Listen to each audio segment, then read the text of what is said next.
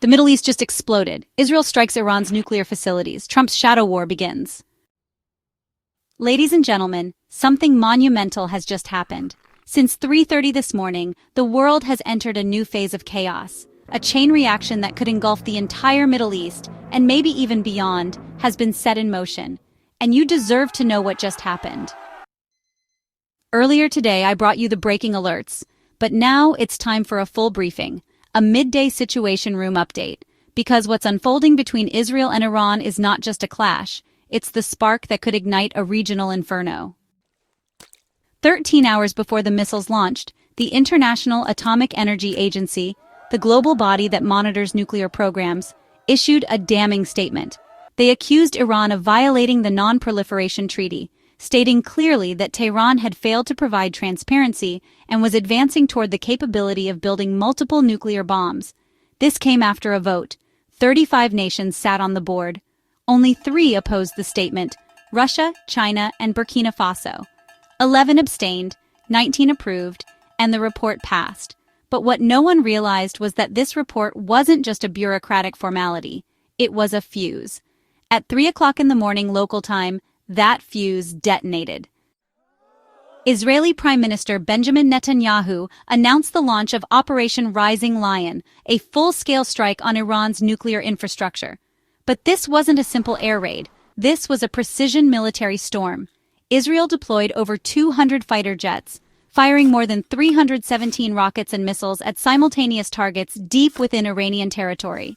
This was no longer about deterrence. This was about destruction. Tehran's skies lit up. The earth shook. Iran's nuclear program, years in the making, was under direct siege. One of the main targets? The Natanz nuclear facility, a hardened underground uranium enrichment center 225 kilometers south of Tehran. It's the heart of Iran's secret nuclear ambition. And according to multiple reports, it was bombed heavily. Its surface infrastructure was devastated. But here's the twist. The core enrichment unit sits nearly a kilometer underground. Experts say the underground facility survived. For now, no radiation leaks have been reported. But that doesn't mean the worst is over, not even close. This operation wasn't limited to aircraft. It wasn't even limited to Israeli pilots. Because inside Iran, Mossad, Israel's elite intelligence agency, had already set the stage.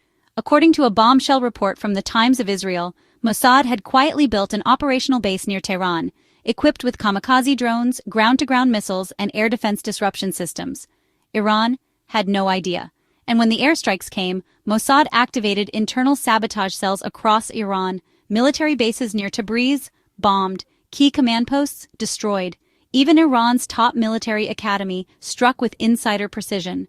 This wasn't just an air raid, it was a decade-long covert infiltration unleashed in one devastating night.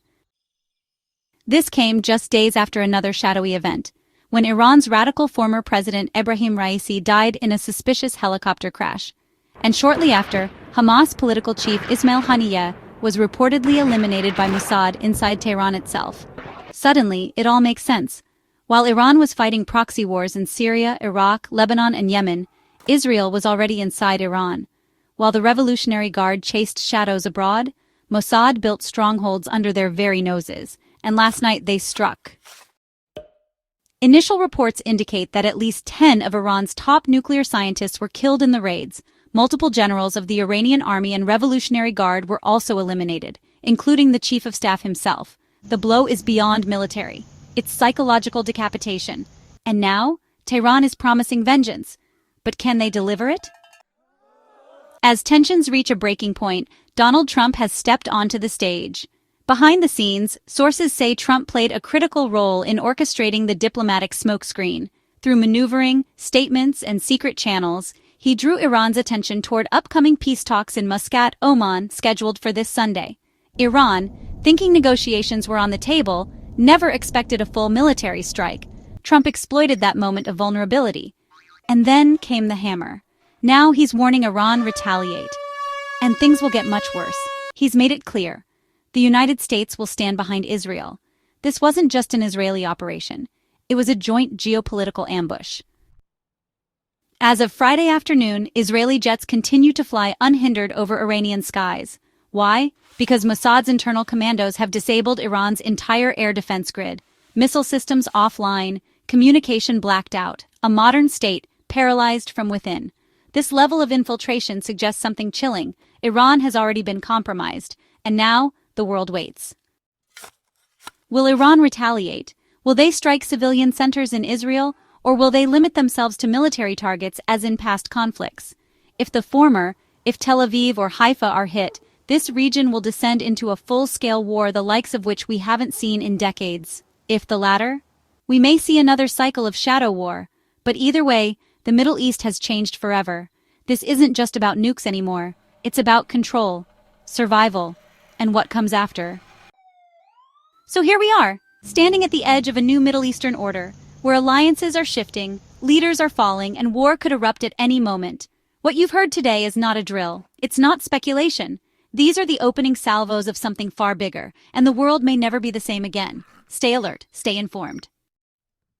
If you found this report valuable, hit that like button, subscribe for in-depth geopolitical breakdowns, and drop your thoughts in the comments below. Let's talk, let's think, let's question what comes next.